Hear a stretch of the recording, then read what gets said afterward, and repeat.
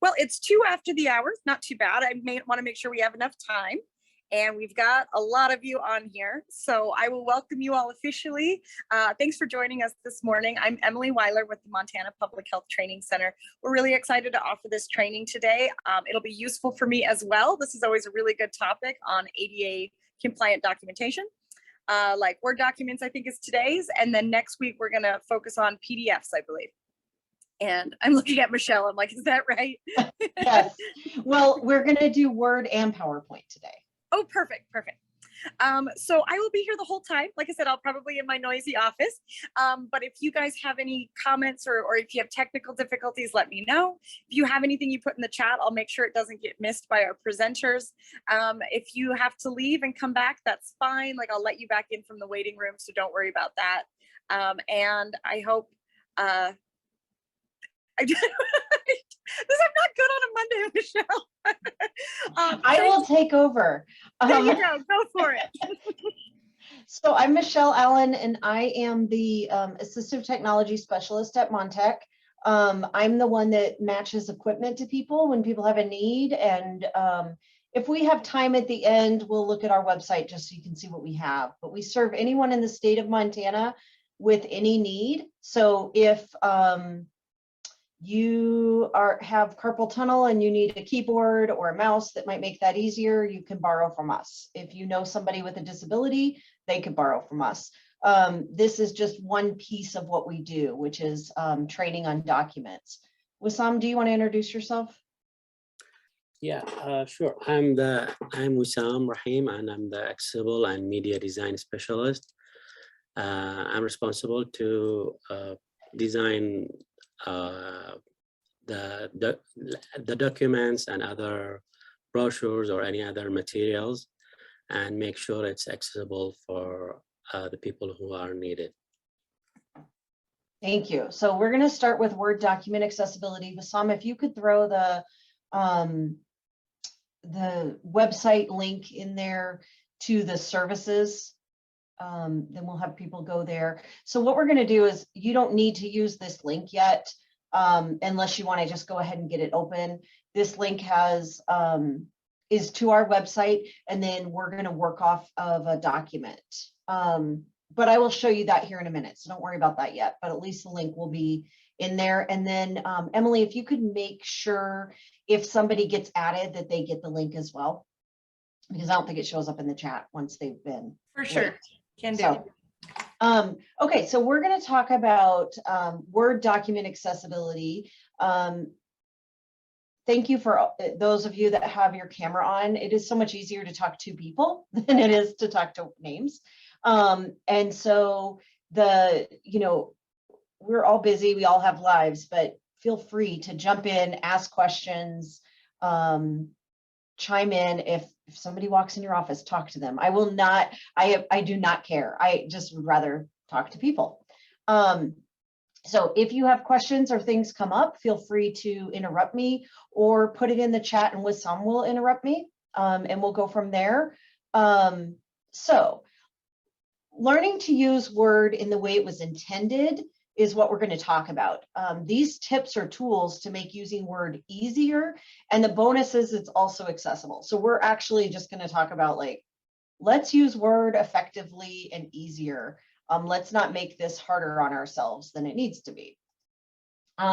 So why is an accessible document important? So some of the people that need an accessible document would be someone with color blindness, uses a screen reader, which would be somebody who's blind or low vision, somebody who's dyslexic because there's special fonts and you can use less words, people with cognitive delays because we want to make sure it's easy to understand and that bullets keep them in track, and then anyone with like organizational problems or issues that just can't organize their thoughts. And we're presenting this in a way that will make much more sense to them. So those are just some of the reasons, but if you have questions as we go along, feel free to, say, well, who does that apply for? Because if you don't understand why you're doing this, it makes it a little bit harder to jump in and change your habits. Okay. So some of the things we're going to talk about is heading structure using styles, list structure, alt text, data table. You don't need to memorize these. There's just some things we're going to go over. If you've used any of these and you have a good example, we'd love to hear it. Some of the other things we'll talk about is color use, color contrast, document title, plain language, columns, and then audio and video.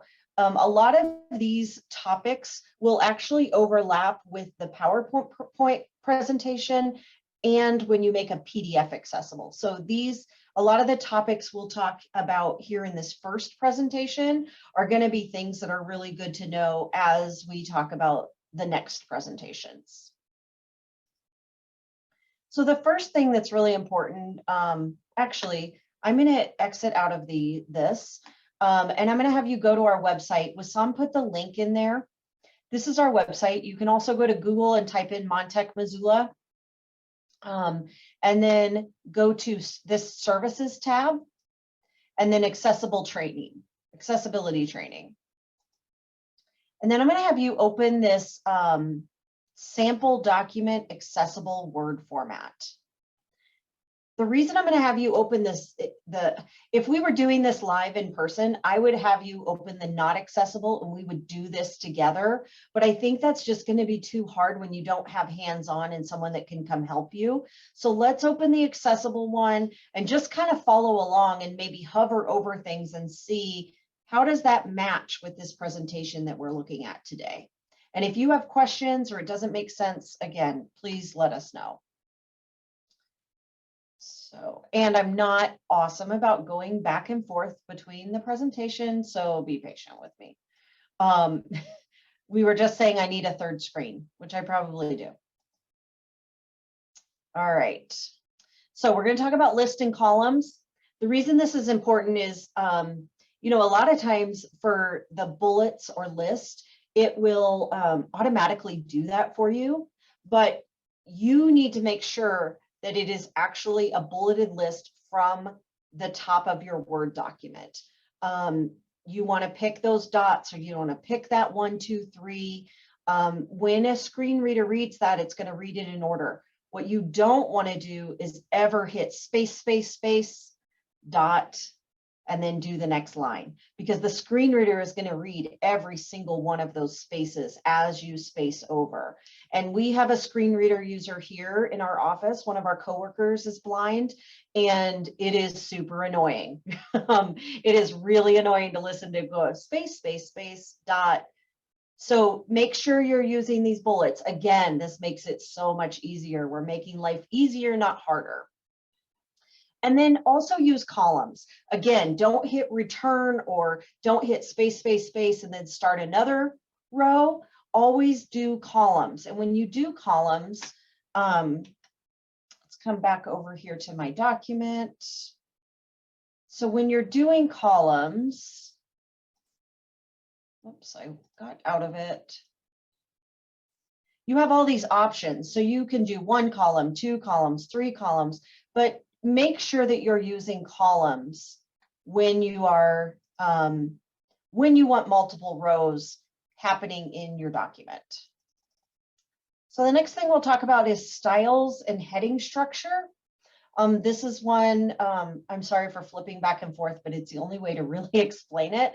But this will be an easy one to pull up your accessible document on, especially if you have 2 screens and you can still see the PowerPoint and you can also see the Word document and have them up side by side. When you go to your, when you're in that Word document and you see this up at the top where it has all these headers, the important thing down here, I put heading 1 through H1 through H6. So you can see heading 3, 1, 2, 3, you can have up to 6. If you need more than 6 headings, you're doing something way bigger than needs to be done. So just stick with 6. And then, you know, minimize how you need or call us and we can help you figure that out. But a general rule is like going to heading 6 is probably enough. This, where I have this arrow here, this little tiny arrow at the bottom of that, and it may be way further over at the end of all of the title, subtitle in those, but you're going to hit that little down arrow, and that's how you would add headings. The other thing to think about, once you have added a heading, so like it might only show heading 1 and 2, but I've done 3 before. So now it's always going to show me 3 as an option. So if you add another heading, the next time you go in there, it will show that heading. So you don't have to worry about like, I always have to add 6 headings. It will show it once you've done it. Michelle, I have a quick Yes. question for you if you're okay with questions right Yeah, now. go for it.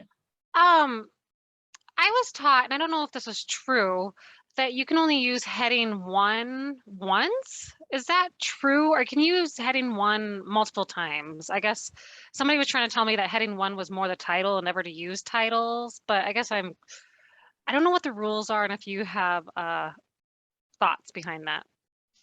Yeah, If we can use titles and yeah, because I got confused on this last time. Wissam, do you know the answer to that?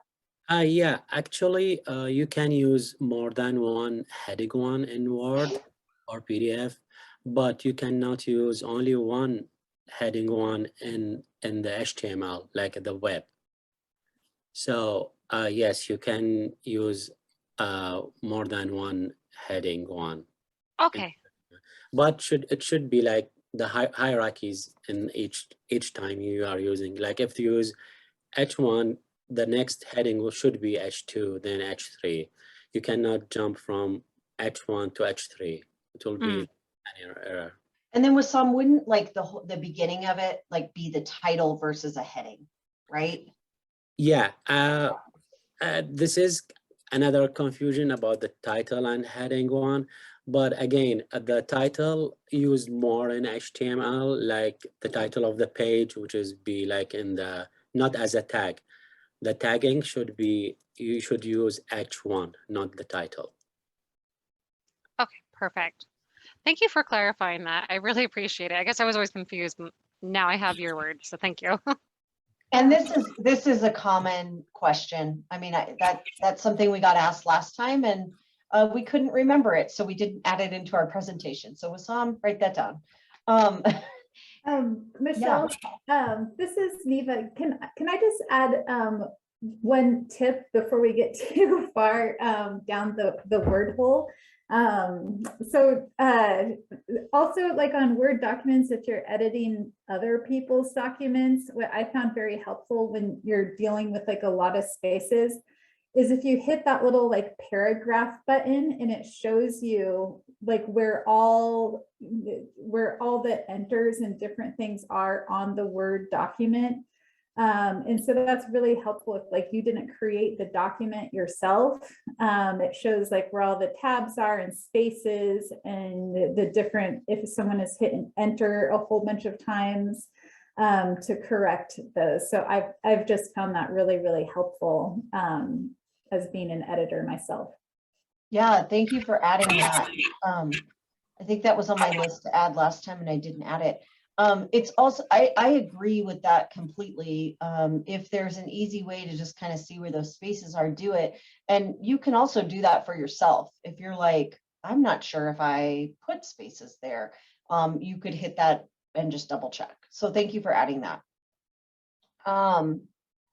So this is what modifying your headers might look like. So if you're working in a document and you want all of your, so this is just an example. This is heading style 1, this is heading style 2. But if you want all of your heading style 1s to look this way and you don't want to have to go back and edit every single one, you can edit your heading. So here is my heading 4, and I want every heading 4 to be blue. And I want every heading 4 to be 11 font or 14 font so that my fonts are going up. You can go in and have that changed so that all of that is already preset for you. So you can go into each individual one of your headings and change them so that it just formats that way every time you come in. And it's pretty simple. You just right click on that header and then it will, this box will pop up and that's where you do that editing. alt text, I will just say alt text is important no matter what platform you're on. We make sure that alt text is on our Facebook, on our website, no matter what. Alt text is pretty universal. What alt text does is for that person that's low vision that puts their mouse over a picture, it will say what that picture is. So it describes the content or the function of an image. It's necessary for anything that conveys information. So if it doesn't convey information and it is just like a flower at the corner, really has no reference, you just thought that flower was pretty, it's not an article about flowers, you can label that as decorative. If your article's about flowers and that's a rose and it's relevant to what you're talking about, that is not decorative. So thinking about your images and what you put on your documents in that way. It needs to be concise and meaningful. We have seen some hilarious automated alt text. So if you go onto Facebook and you want to add alt text, like one of our coworkers has a lot of low vision friends, and so she adds alt text to all of her Facebook pictures that she puts on, or she just puts it in her description so it will read it out loud. The automated ones are usually not correct. So read them closely before you just hit accept. And then I just have a list here of all of the different things that you might use that alt text for. Has anybody used alt text before or know what it is? Okay, so this isn't an uncommon thing. Okay, so this is one of my favorite examples. So if it's an article about photography, you might say close-up, grayscale photography of a man outside, face in focus, unfocused background. If it's about a TV series, you could say star of the show, Adam Lee, looking strained outside in the rain. This is a perfect example of how that picture conveys meaning about what you are talking about. If you're just talking about photography, it doesn't necessarily matter who's in the picture. If you're just teaching a photography class and you're talking about this photo. So really thinking about your alt text meaningfully in context of what you are discussing. Has anybody ever used alt text and had trouble with that? Or just not really been sure how to describe something? Feel free to put it in the chat or chime in. Okay, everybody gets it. Awesome. So to put alt text in Word, and you guys can try this, I think at the very bottom of that document, there's a panda, if you want to try it with that. So you're going to right click on the picture and then click Format Picture. And depending on your Word version, it might look a little bit different. And then you're going to fill in that description. The title is really not important unless somebody knows differently. The way I was taught is that the title doesn't really have relevance in this alt text. So you can just leave the title blank. Any questions or comments? Yeah, there's a question in the chat. Okay. If you're explaining a graph with alt text, do you have to describe all the results of the graph? How much is too much information in an alt text format? Yeah, I hate graphs. So that's a great question. Graphs are so hard to do alt text. We're going to talk about graphs a little bit further in the document. You know, if you can avoid a graph, awesome. I know that we do a lot of data and you can't really avoid that kind of stuff when you're showing data. And so some of the ways around that might be, and Wissam might want to add to this, but might be, you know, in your description, add some of that, and your alt text is not as descriptive as the context that you're explaining the graph, so that even those people who aren't visual can read about it, not just people with screen readers. So having alternate ways of explaining that graph. Wissam, did you want to add something?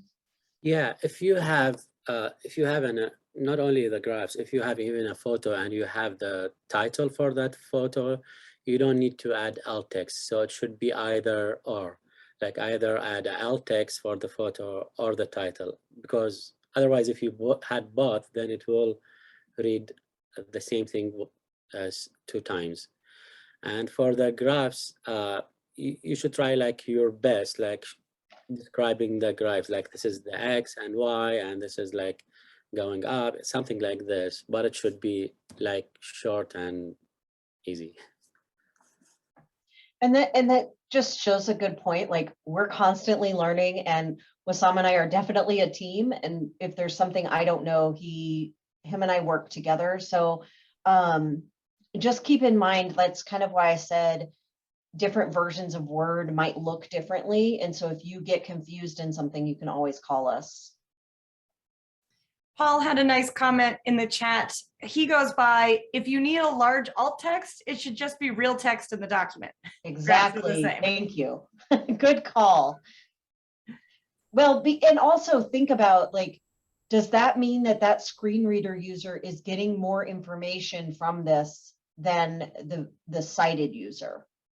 We want the same information to be conveyed to both users. So thank you for that. I'm going to preface this with, I hate tables. I think I said that, but I am not a fan. And honestly, I don't use them. Wissam and I really don't use Word. So we're doing this presentation on, that's why I loved that you chimed in about the paragraph thing. We're really not Word users because of the nature of our job, not because we don't want to use it. It's just the nature of our job. We just don't really use it. So data tables, we're not going to go into detail, mostly because I only know the basics. So tables are used to display data in an organized way. When using tables in Word, make sure you make it simple. And it's not just for screen readers, it's for all users. It says no merging or splitting cells, but there are some ways to do that work. Always insert a table or use the graph paper to create your table. I'm gonna show you that real quick. So you want to go to insert table. Never ever draw a table. It will not be accessible. And who wants to do that? So again, we're making this easy. Come up here and say, I want this many, and it'll highlight. I'm probably not in edit mode or something, but it will highlight here, and that's how you would draw your table. And you can see down here on our example, there are some merged header and rows, and we did check this with a screen reader before this presentation. It will read the green, it hops over and reads the purple, and then it will read the yellow and then come down and start reading. So this table is accessible. It is confusing because if you can't see it, it doesn't make a lot of sense, but it is readable by a screen reader. So this was also made with this insert table here. Check something. So there is like a very important notes about the tables. First, try to avoid tables in Word if you don't need. Like sometimes people, they want to put a title inside a cell or inside a table to make it looks nice, but it shouldn't be like this way. The second thing, try to make a very simple table like the one that we have now in the Word document. It will be very difficult for the screen reader to read it because it will jump from one to other cell and without any sense. So we can, instead of having one complicated table, we can divide it in 2 tables or 3 tables as needed. So instead of have one big table with different rows, different columns, we can divide this table in two, like one for MHR1 and the other one is for MHR2. So we'll have like a value for the head, for the columns and rows. And the most important things in tables that we should have a title for the columns and title for the rows. So the screen reader will read the value for the columns and the rows in each time reading the any cell in the table. All right, so table property settings, right click on the table. If you guys want to try this while you can, while you have it open, left click in properties, and then you want to allow row to break across pages. So you want to uncheck that. Once you uncheck that, you'll never have to do that again. And then you want to do this one too. So these are two things you're going to want to have set in your Word. I can't explain it. It's just what I was told. So questions, I will do my research and get the answer. But this is something that I went to a training in St. Louis, and this is something we were taught. So because I think what it is you don't want that row to keep going continuously. You want it to stop and then go to the next one, because otherwise it's going to run on and not make any sense. So then link text, we're moving on from tables just because not a fan, but tables have to happen. Call us and we'll help you on your individual case. So it's one of those things where it's like, there are so many different types of tables. We could go on and on forever about each individual table. But if you're working on a table and you're just not having luck making it accessible, you can always call us and we can just kind of skim through it with you. So link text, we kind of put links in everything. We put links in emails, we put it in Word, we put it on our website. Links are used so often. And so these are just some examples. So the first one would be the whole link to make an account for Wantech. The second one would be, here's what you click on to create an account. And then the next one is using a third party to create a link. So these all serve different purposes. So the thing to think about is if you are printing something, they are going to have to type in that whole URL, because if you put create a Montech account, that's not going to take them anywhere. That's only for digital things, which I mean, I think is pretty common sense. So the way to turn a link into shorter is to use something like tinyURL or Bitly. Those are great to make that URL shorter so that, we have 2LW blah, blah, blah, but some of them will let you actually put Montech account in there. And so it like makes sense. The thing to think about when you're doing the tinyURLs or Bitlys is they do expire. So I don't know the time frame of the expiration, but if you have an event coming up in a couple months or in 6 months, that's fine, because when it does expire, it's not a big deal. The event is over. But if you are putting a link in your brochure, Bitly wouldn't be the answer if you're not going to update your brochure frequent enough, or somebody finds that old brochure because they never changed it out where you sent them. Then that Bitly could be expired and it's not going to take them anywhere. So that's, I would say, the most important thing about using those third-party links. The other thing I want to say is it's really important to know that these links need to describe a function, destination, or a purpose. When you're using a screen reader, you can have all the links pulled out. And the reason you might want to do that is because you don't see where those links are And so you're having to go through the whole document to find those links. So our coworker can pull those links out and have them all on a separate page. If you had a whole bunch of links that said here, you would have no idea what here means. Or if they all said Montec, it's like, Montec what? Is this the scooter I'm looking for? Is this the create an account? So you want to make sure that whatever if you're going to do like this, where it says helpful link text, you want to make sure that you are doing that in a way that is meaningful to the person that goes back and looks at it. And there's two ways to do that. So this is how you do that. And you guys can do this on your document. So go to the insert tab. Okay. Right click. So highlight it, right click. This should come up. I think that's how you do it. I don't have it in front of me.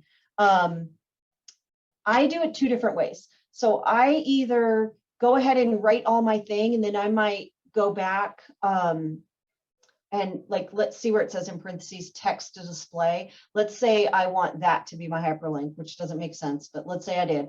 I highlight that. That will pop into this text to display. And then I put my website here at the bottom.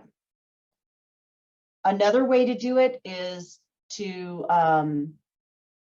do it opposite. You can do it either way. You can take a link. Let's say you're working on someone else's document and they put the long link in there, but this is only a digital copy. It won't get printed. You can highlight that big link that they put, right click on it, and then say what text you want it to do. So this can work both directions, basically, is what I'm trying to say. And then it will change that link to whatever you have created that link to be. Pretty easy. Just make sure that that link is meaningful, just like we were talking about our alt text being meaningful. Any questions about the things we've gone over so far? I feel like I'm moving fast, but I want to get through everything. Here we go. Very important.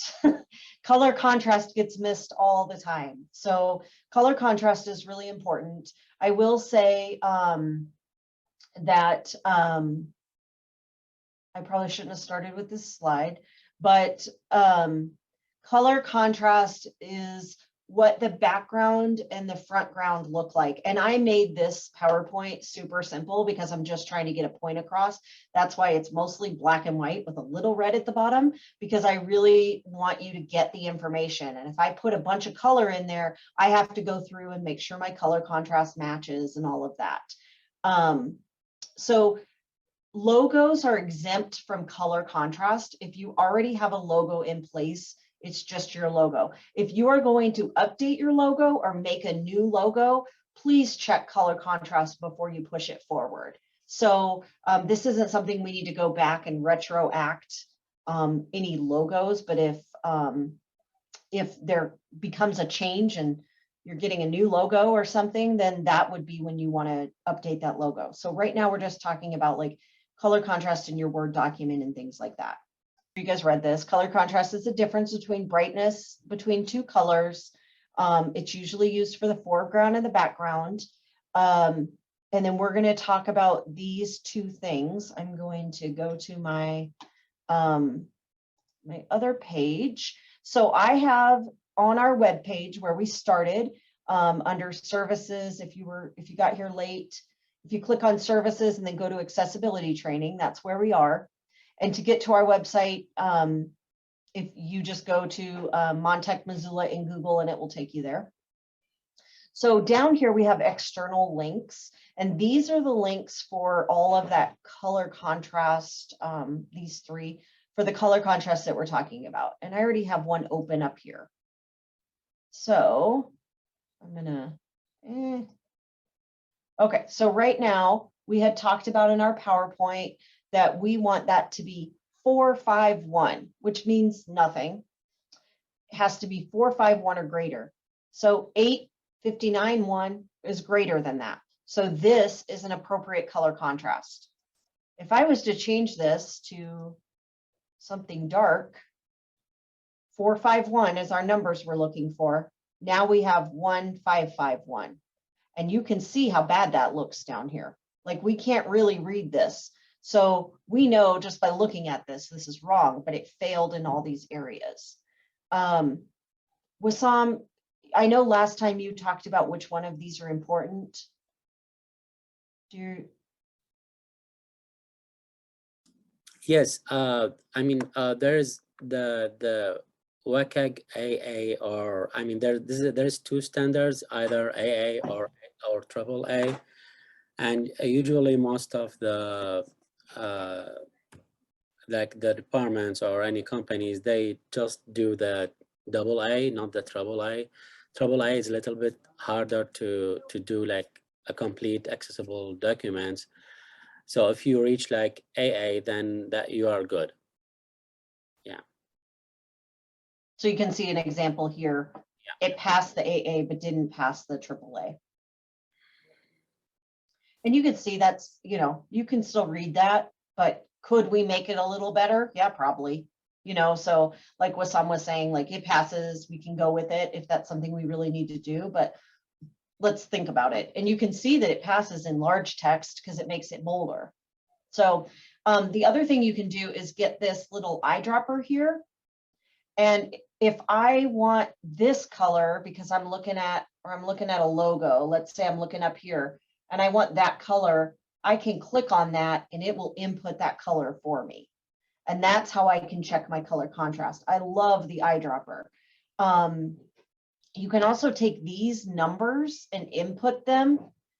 So these numbers are helpful if you are in a document and you don't know what color you need and you've come over here and you've picked your color. It might say enter the RGB, and those are those numbers there.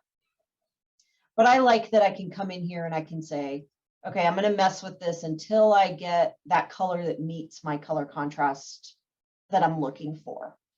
And the other ones on the website, these other ones here are similar. This WebAIM is what we're looking at. This color contrast analyzer is similar, but I think you have to download it, and this one's web-based, so it's quicker. And then the last training we did, they were doing a lot of maps. And so their question was, is there color contrast for maps? Because I have multiple colors. And so this gives you, like, if you're doing a map of areas, do you want to use this scheme or this scheme? And it makes sure that those color contrasts are, that they fit in the pass category. And it kind of gives you those colors already and can throw them on your map. Just click. So you can just click on these and it will change it for you, which I think is awesome. I don't do maps, but I think sometimes you do have more than two colors and you got to figure out what that's going to look like. Okay, so color cross training, those are on our website. You can always go to our website and pull those up if you need them. And then the minimum, that's kind of an important number to remember there. This is kind of what we looked at just now. This is the website we didn't look at, this color contrast analyzer. It has a little eyedropper that we talked about. And it has this pass fail down here. So it looks really similar. And this is just a good example of what good contrast at the top looks like and bad contrast at the bottom looks like. So just keep an eye out for that. And that might not, some of us, if you're colorblind, this doesn't make a lot of sense. So think about that too. Like, whose needs are we meeting? This is another example of that. So we said 451. This is 18.1. This is the 451. So this is better than this, but this is acceptable. And then these two are not acceptable. So that's just a quick example of what that might look like on a colored background. Did we have any questions about this, Emily? Okay. So then we are talking about color conveying meaning. I would love anyone to chime in on this. This part is just more interesting if I get some input. Does anybody see a problem with this graph in general? Feel free to unmute or throw in the chat. I think you're drawn to the red line automatically. And I'm not sure that's the intention. Okay.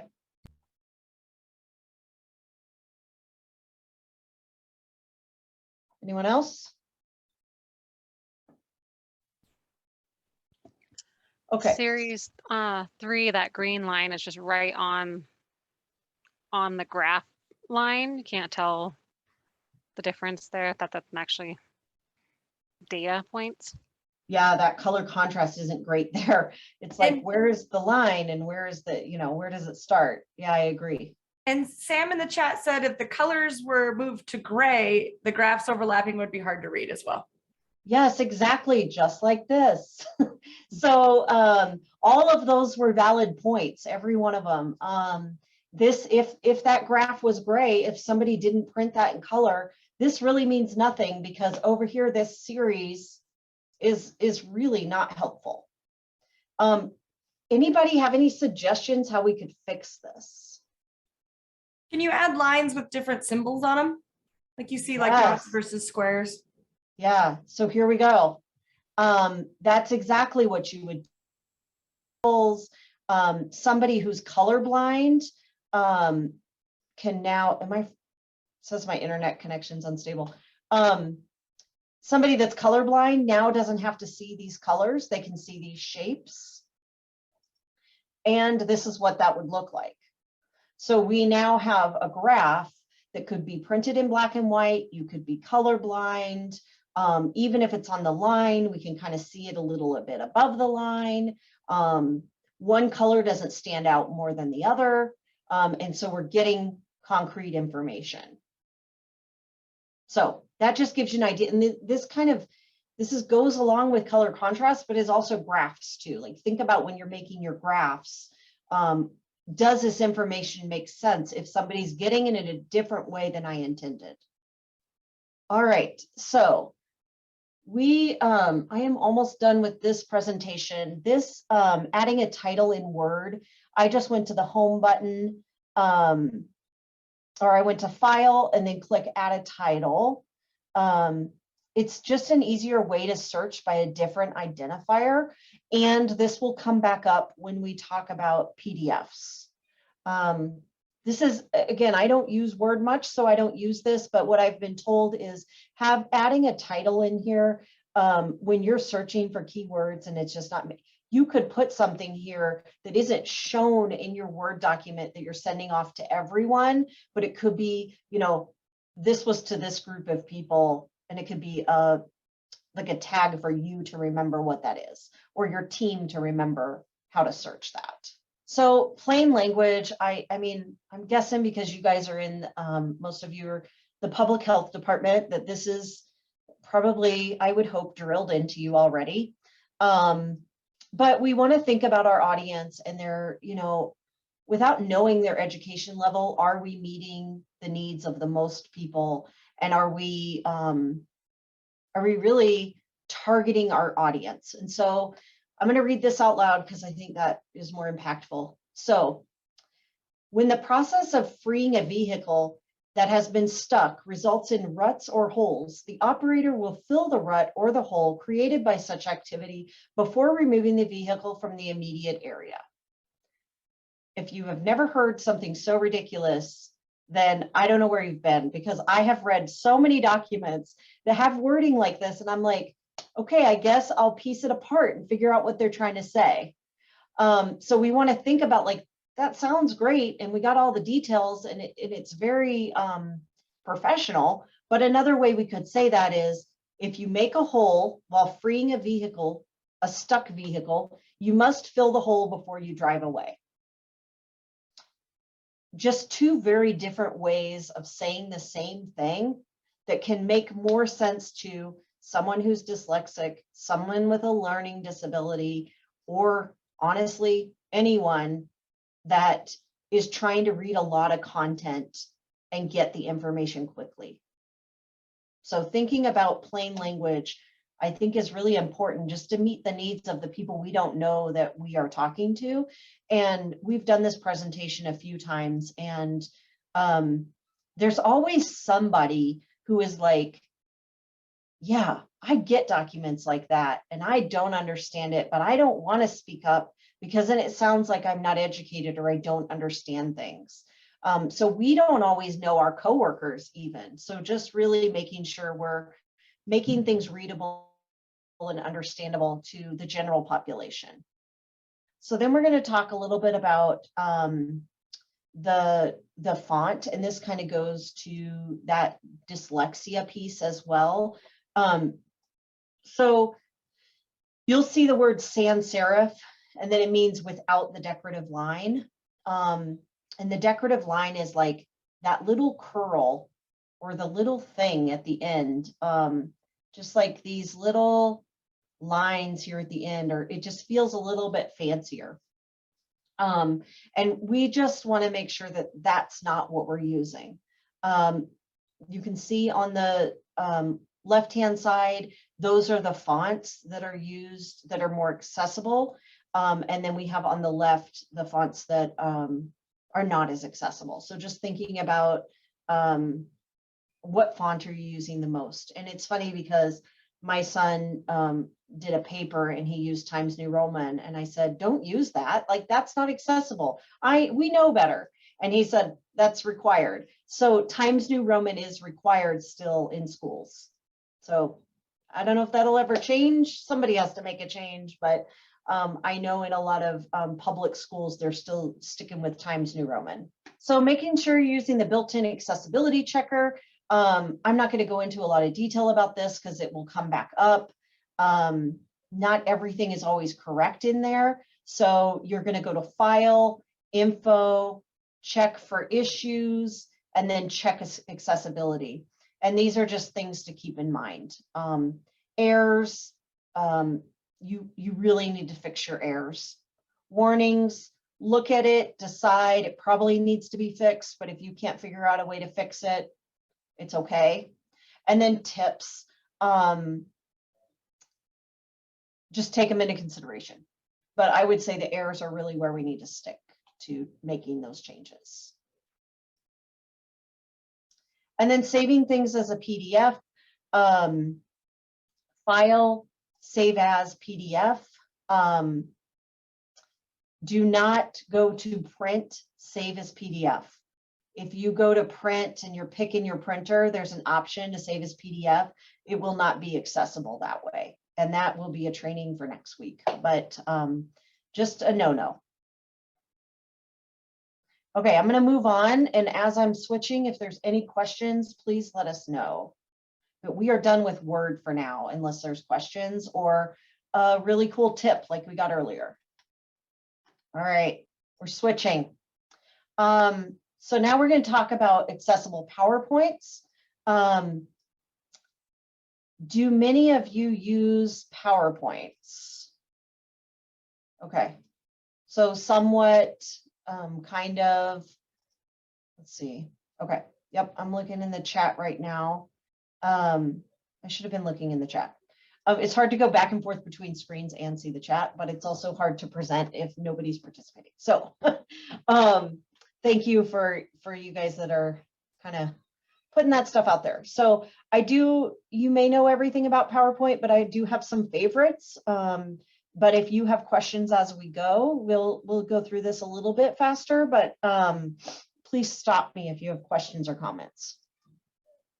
So these are some things we're going to look at: slide master view, reading order, audio and video, alt text, color contrast, and useful links. And again, you can see these are 3 things that we've already talked about, so we won't go into detail about those.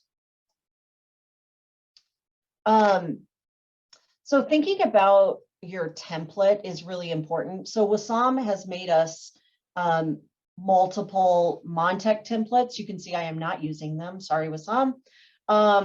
They are awesome templates, but I made this before he gave me those templates. But he has the logo on there. He has everything on there that needs to be on there. And so we can just plug all of our stuff into his template and we know it's accessible and we don't have to do a lot of the work. If you are searching for a template, you can search accessible template. And then any template that's already accessible will be up there. And the reason that's important is because then you don't have to redo the color contrast and all of that kind of stuff. So accessible templates to start are always great. And I'm going to say up front, the majority of the templates are not accessible. So slide color offers a variety of PowerPoint offers a variety of slide themes, but not all of these will provide sufficient contrast. And then this is how you would edit slide theme colors. And just make sure that your colors are contrast. This might be where that color contrast analyzer numbers come into play as you're adding in your colors that make sense. Or let's say you want your logo colors to be in your PowerPoint. That's when you use the eyedropper to go over your logo and make sure you're getting the right color. Okay, I have the chat open. Yes or no, do you use SlideMaster? Okay, so I'm getting yeses, no's, never heard of it. Okay, SlideMaster is going to be your new best friend. It's like so exciting. If you're not using SlideMaster or you don't know what it is, this part's for you. SlideMaster, so I don't think we have a PowerPoint. Sam, I don't think on our website we have a PowerPoint, do we? We should do that. We used to have like at least a template.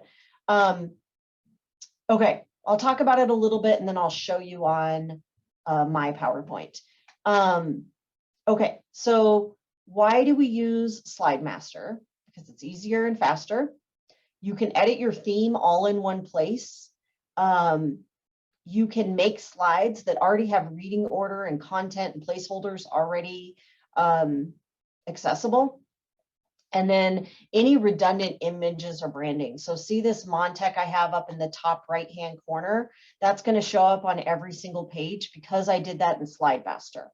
So I didn't have to go and put that on every page. It's doing it for me.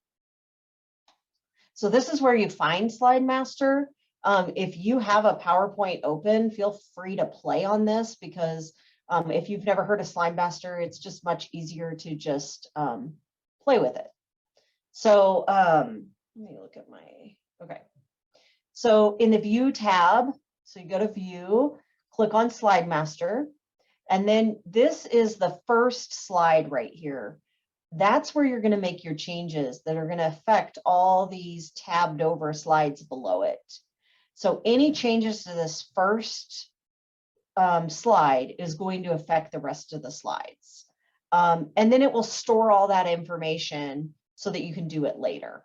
And sometimes it can take longer, but honestly, once you have this all figured out, it is so much faster to make these changes in SlideMaster. So this is just an example. If you wanted to change your title so it wasn't all caps, you would do that in that very first slide. You make your title look however it wants. It will look like that on every slide from then on out. We talked about these different header levels. You can change all of that right here in that SlideMaster, and it will be the same for all the slides that you do. I also make my slides in here because a lot of times I'll use the same format over and over. So there isn't like, I've noticed there isn't like one that has where you can put 3 or 4 pictures. And a lot of times when we're talking about Montech, our slides are like all pictures because we're showing the equipment that we have.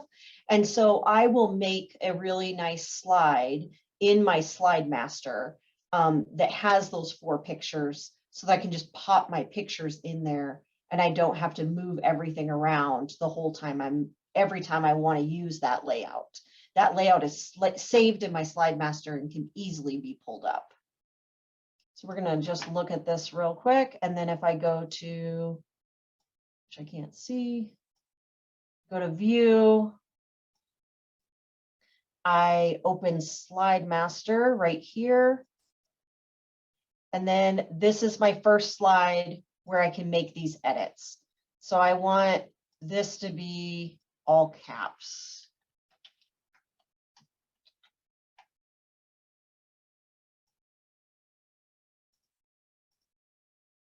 and it should change it. Doesn't look like it did, but it should. Okay, so if I go here and I want to insert a layout, I will come here and I have my layout here, and then I can insert placeholders. And that's what these are right here. These little squares that are here are placeholders. And this one has like 6 little options. When I insert a placeholder, these are my 6 options. But if I do content, I'm going to have all those options. So when I'm doing a slide where I only want pictures, I'm just going to put a picture placeholder in here. So that's going to pop in a picture. If I want a placeholder for content, it's going to have all those options. We can get to this in a minute, but all of these do different things. The reason this is nice is if somebody does have a screen reader, when they get to this slide, it will say picture, and then it will read your alt text. If you don't have it picked, it's going to say, it's not going to make sense. It's just going to be placeholder, blah, blah, blah, blah, blah. So it is kind of nice when you get to it and it tells you it's a picture, or it tells you it's a graph and then starts explaining. So that would be the benefit of using this insert placeholder for that screen reader. I also just like that it's less messy for me, is to have all of this. So now when I come back, let's exit out of this. And let's say I want to add a new slide. I come here, I'm just right clicking. I right clicked, I go to layout. And that weird one I made right here. So now I have those 2 right there where I wanted it. I want to make another slide. I can do that same layout again because it's saved in my options. So I don't have to go back and reinvent the wheel every time I want to use a slide that has 2 pictures or these contents that look like this. You can also change like the name of this. Instead of custom layout, it could be picture and content, or 4 photos. That way I know that that's the one I want to use next time I come to this slide master. Okay, so this is slide titles. You need to make sure that you are using slide titles. Slide titles are really important to pick out with the screen reader as it's going through. And if you get to the end and you do that accessibility check, it will tell you every time you didn't do a title.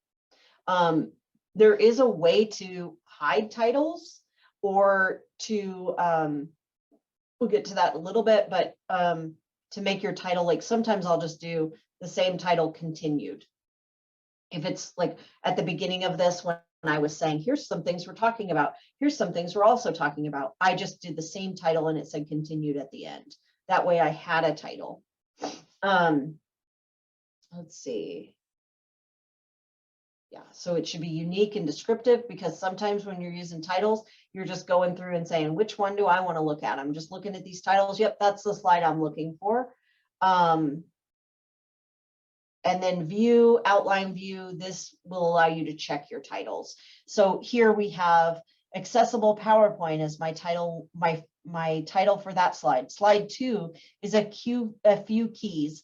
My slide 3 is a few reminders. So I can go and make my slides look like an outline so I can skim through quickly what I want to look at.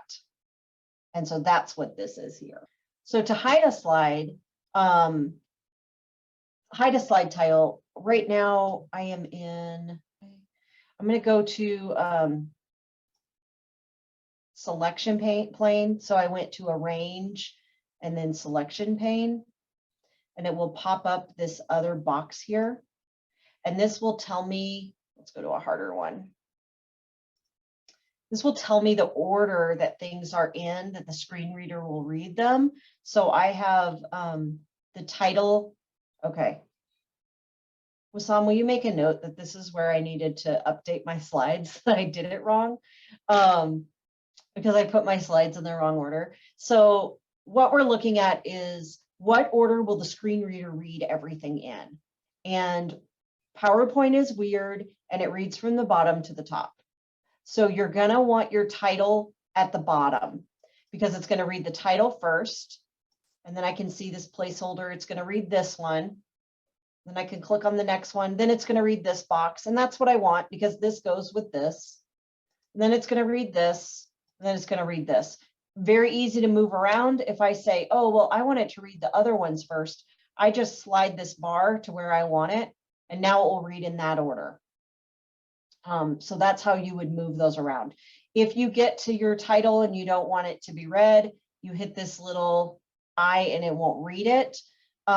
We have been having some issues with that. And so I can't say for sure that that's doing, every time my coworker and I do this together, it does something different.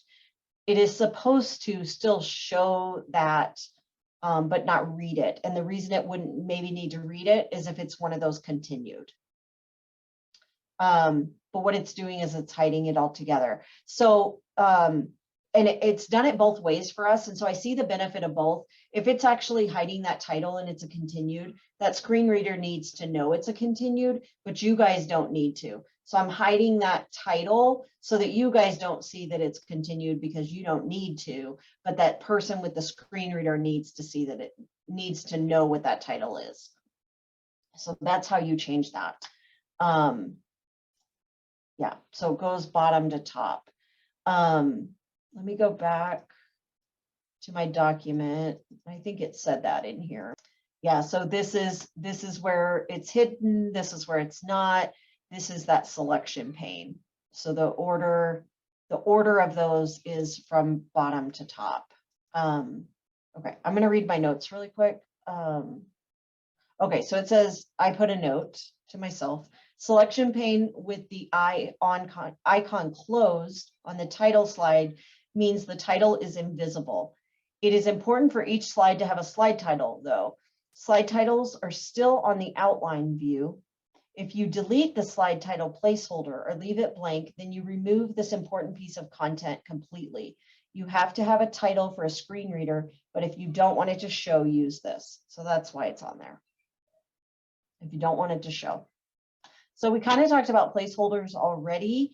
A screen reader will read out the content that we add inside the placeholder, as well as identify the type of placeholder for their users. Again, that goes back to what we talked about is like, if my placeholder is for a picture, it's going to say that's a picture.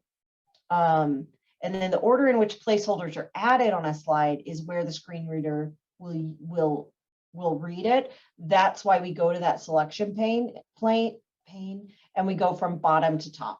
So no matter what order we added them in, it's going to be fixed.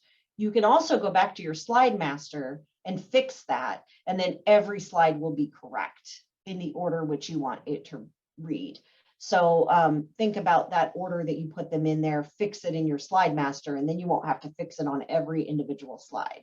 So font size, general rule is a minimum of 24. You know, this, to me, this isn't as important when we're doing something like this virtually because you're on your own computer, but 24 is really the minimum you should use. And especially if you have a large lecture hall, bigger is better so that people can see it. And also thinking about the amount of words that are on there, which I think we get to later. And here's my slide that's totally out of order. Reading order, already talked about this, but this is how you get that reading order. Just remember it goes from bottom to the top. You can manage that with that selection pane. Speaker notes are, obviously I'm using them because I just read some of them. So speaker notes won't show up when you're in presentation mode. There is a way to hide your speaker notes. So if we send this PowerPoint out to you at the end, which I'm not sure, I don't see why we can't, but we just have to check with our boss to make sure. we would hide the speaker notes. There was a group that we recently did this presentation for, and there were a few people with disabilities, and they requested the speaker notes because they knew that the slides wouldn't make a lot of sense without them. And so they specifically asked for our speaker notes, and so we saved it in a different way. And then Wissam will talk about this. It's tricky when you convert to a PDF because they will disappear. Audio, video, and animation in a slide presentation is really important. Making sure that you're transcribing your audio. This would be if you're doing a presentation and then you have a video in it that you're going to show. So make sure that you're captioning the video. A lot of times when we put something on YouTube, it'll come up with the automatic captioning, which is not correct. And then we have to go in and basically listen to every word that's said and transcribe it to make sure that it is accurate. There is also audio describe a video. So if you are blind, it can say, and I might have a slide on that. Hopefully I did, I think, but it will give you a audio description of what's happening.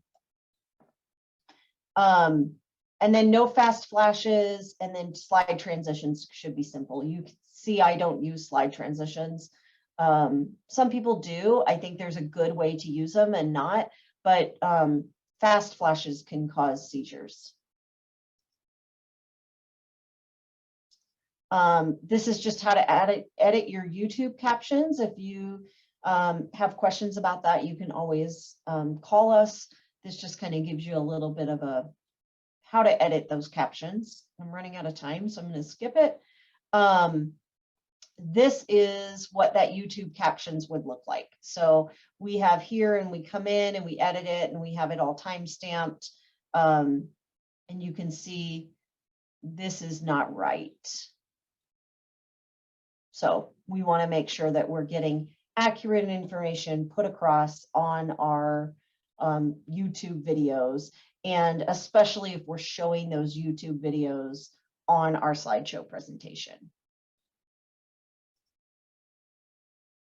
So this is an example and I will show you this one. This is, imagine the description almost as if you're reading it from a book. You guys hear that? No? Okay. I forgot to hit a button. It's just very light. Okay, I'll just turn up my computer instead of going through all the fixing. From the creators of Can you hear it Tangled now? and Wreck-It Ralph, Disney. A carrot-nosed, coal-eyed snowman shuffles up to a purple flower peeping out of deep snow. Ooh, hello. He takes a deep sniff. His nose lands on a frozen pond. A reindeer looks up and pants like a dog. Seeing the reindeer slip on the ice, the snowman smiles and moves towards him, though actually he's running on the spot. The reindeer falls on his chin. The snowman uses his arm as a crutch. The reindeer paddles his front legs. Head over heels, the snowman crawls along the ice. The reindeer does the breaststroke. The snowman rolls his body, but flips onto his back. The reindeer's tongue sticks to the ice. The snowman holds his head, twig arm and reindeer lip. So this is a really good, I think, example of how if I was watching this video and I had no vision, I would just hear some noises. I wouldn't know what was actually happening.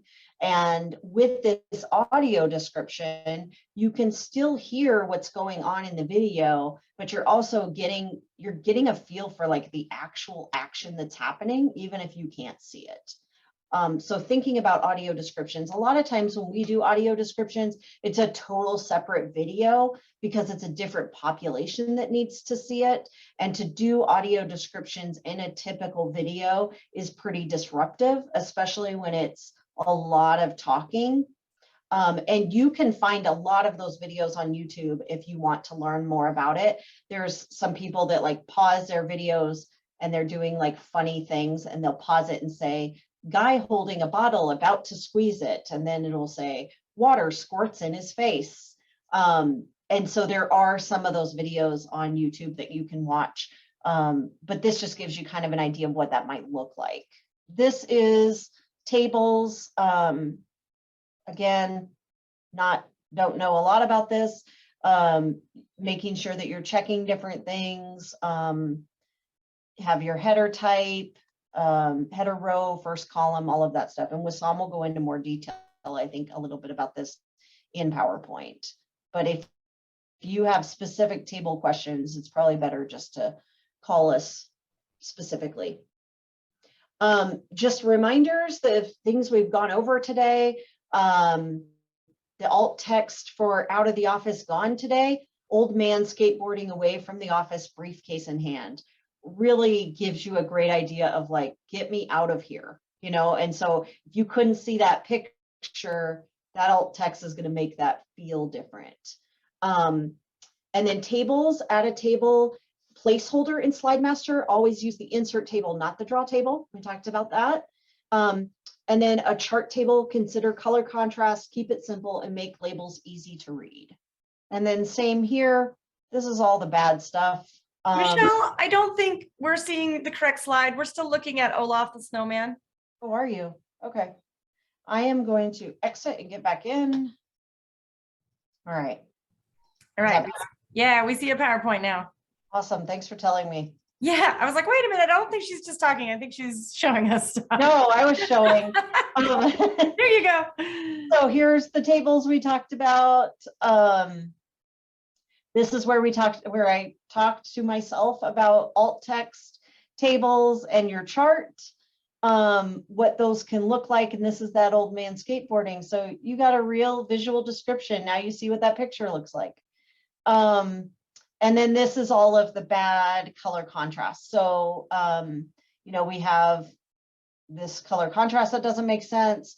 We have all these crazy fonts, gimmicky fonts, you know, all caps, those kind of things that are hard to read, multiple colors, and then using a background and then trying to put font over it. Think about your color contrast there too. You can see that picture, but you can't really see the font. And then this is just the overview of some of the things that we talked about. And then just making sure that a good PowerPoint is accessible to all people. And that's kind of what we talked about with Word and PowerPoint, making sure that this is all accessible to everyone. Any questions? Anybody already know a lot of this and it was review or learned something new you want to share? I feel like it's always good review. I've learned a lot of this, but there's so many pieces to it, and it's really easy to miss some of them and get kind of lazy with making documents. And so this was a great refresher of what to be paying attention to. Great. Lacey Little says good information. Thank you. Any Yeah, other- so it's really just an overview. You know, there's more to these things, but these are the basics that we just really don't want anyone to miss. And if you guys are already doing that, that's awesome. Just for the next week presentation, I'm not sure if the same group that are going to attend, but we will continue to learn how to save the documents to PDF and make it accessible. And to do that, we have to have the Acrobat, the Adobe Acrobat PDF DC version. And I'm not sure if you have it in your office or not, but this is a required. I think we're good. Thank you for everyone for coming, and hopefully we'll see a lot of you next week at this time. Yeah, next week, same time, the same Zoom link will work as well. So thank you all. Thank you so much, Michelle and Wissam. We're very excited for this information, and I'll see you all next week. Thank you.